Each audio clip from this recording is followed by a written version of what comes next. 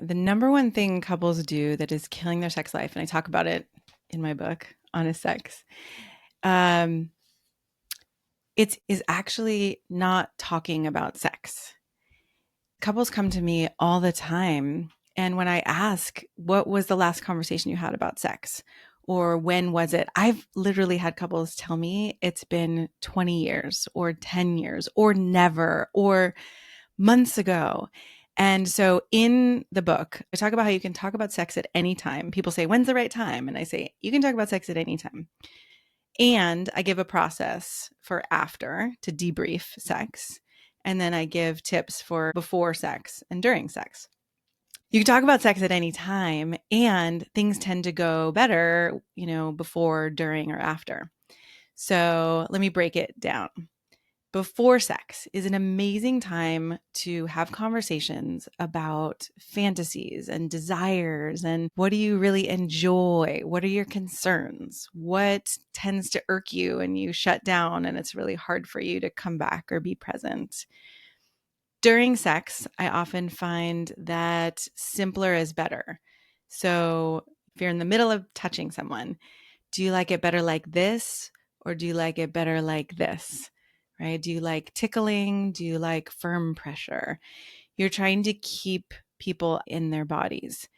Now, this isn't to say that you would never pause in the middle of sex and have a conversation. If you find yourself checking out or, getting distracted, or you notice that your partner is, you can always pause. It's a skill to learn. Like, how do we actually stay connected in the midst of a sexual experience? But you can definitely do it. And then after sex, I talk about the debrief. And the debrief, I think, is the biggest thing that has your sex life improve over time instead of get flat or boring or dull. And so the debrief is 3 simple questions.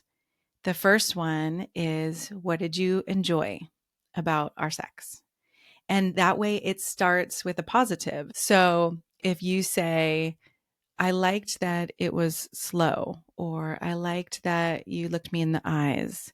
There may have been 5 minutes when your partner wasn't looking you in the eyes and you could complain or say you didn't feel connected. But if you pick those moments that actually something went really well, it starts out your debrief in a positive way where, nobody's feeling like they've done something wrong. The second question is, what would you want more of? And again, this one is very easy to say, I want you to do less of this, or I didn't like it when you did that. But we're practicing internally shifting that into, okay, if I didn't like something, there's something I want more of. And what would that be? And again, it keeps people out of that taking things personally and feeling like they've done something wrong, which shuts people down. And then there isn't as much room to learn and grow together. And then the third one is a more open question. Is there anything you want me to know that you couldn't tell me or you didn't tell me during our sex or our lovemaking? And this one allows for a more vulnerable conversation. So I know for myself going through perimenopause, there are things and moments that hurt. And in the moment, if it's kind of a flash and I get through it, I may not stop right in the middle. But at the end, I may want my partner to know there was this moment where it was painful. And I think it's because of this, this kind of touch or this location.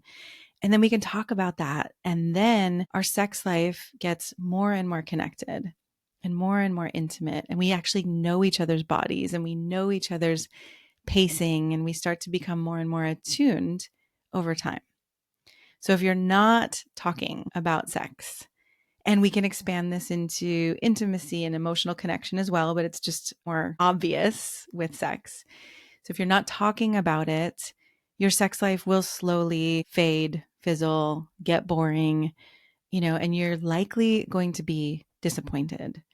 Whereas if you're talking about it, you can consciously create something that feels better and better to you over time. And that's where, as I love to say, you can have sex that gets better and more loving and more intimate and more pleasurable until the very, very end. All right, go check out the comments. You'll find a quiz that'll help you understand what is keeping you from having the best love and sex of your life. And also subscribe, leave a comment to let me know what you want to hear about. I'm Shayna James, so happy to be here with you and happy to help you have the best love and sex of your life.